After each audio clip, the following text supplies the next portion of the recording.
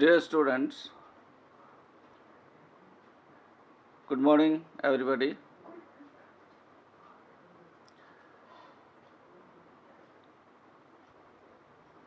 I am before you with the video lecture on the poem composed upon Westminster Bridge that has been prescribed in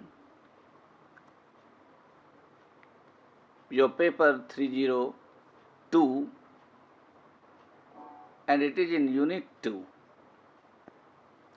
I have selected this poem for discussion today as this poem has been written by William Wordsworth, and in the previous class Wordsworth as a poet was discussed. It was quite natural, therefore, for me to pick up the poem written by the same poet for you. It will give you a better understanding. The lines of the poems are with you. Go through the lines of the poem, try to understand, and this critical appreciation of the poem will help you in making all your doubts, whatever will come in the way of understanding the poem, clear. So, lines are there with you. I will just provide you the critical appreciation of the poem. As you know, Wordsworth is the pioneer of the Romantic poetry. Nature for him is the friend, philosopher and guide. He draws all inspiration for his writing from nature. Every object of nature that gives enough staple for writing the poetry. Composed upon Westminster Bridge 2 is such a poem which presents Wordsworth's keen objective understanding and presenting it as a gigantic, divine, soul-like. Composed upon Westminster Bridge is one of the finest poetic expressions of Wordsworth, the greatest among the Romantics.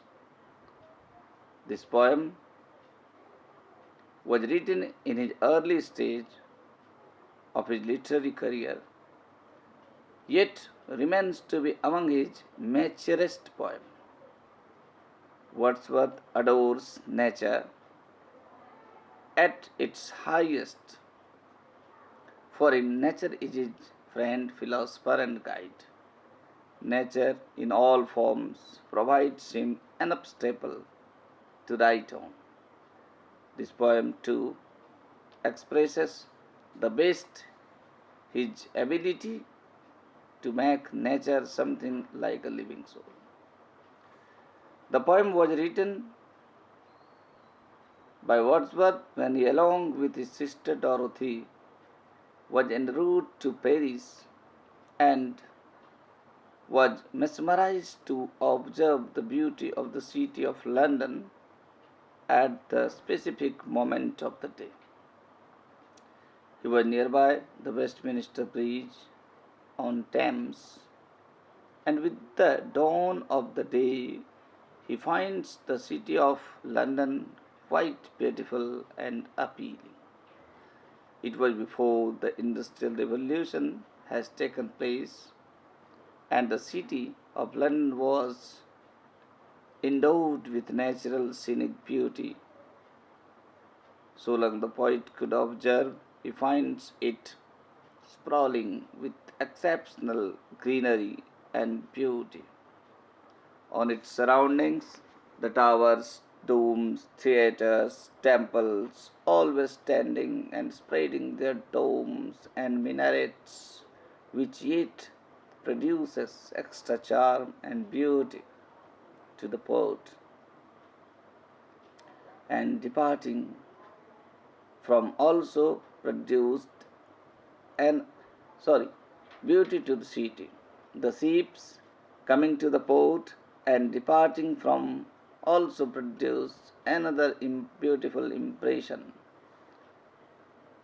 It was early moment of the day when the city was quite free from smog, hustle and bustle and other human activities, and at this moment the beauty of the surroundings can really be observed, realized and philosophized. He is so impressed with nature's beauty that defines it like a bright garmented with beautiful and fanciful dresses. He says, hardly there will be anyone with least human feeling that can help oneself to be enchanted with such natural beauty. He further says, never before this he could observe the mighty sun spreading its early rays anywhere else. In other words, he says, this natural beauty surpasses everything. The river Thames itself has been personified and presented as gliding at its own sweet will. Truly, the poet, through all these descriptions, has been able to create an extraordinary beautiful scenic beauty and create an impression in the hearts and minds of the readers. The poem is a Petrarchan sonnet with octave and sestet. The poem has been written in two parts. In the first part, there are 8 lines, and that is known as octave. The octave describes the beauty of the landscape, of the town, of the bridge, while the last 6 lines, that is called sestet, that concludes with the poet's imagination and establishing nature as in his usual poems. You must be knowing, in the octave, the poet just gives the description either of the love, the beauty, the nature. So does Wordsworth do here. And in the sestet of a sonnet, the poet gives the conclusion, gives the message that he has to impart with the readers, with the world. Again, in the same way, Wordsworth tries to philosophize, humanize rather, the nature In conclusion, the present poem is an excellent piece of literary achievement. The poet Wordsworth is always known for in the realm of beauty, in the realm of poetry.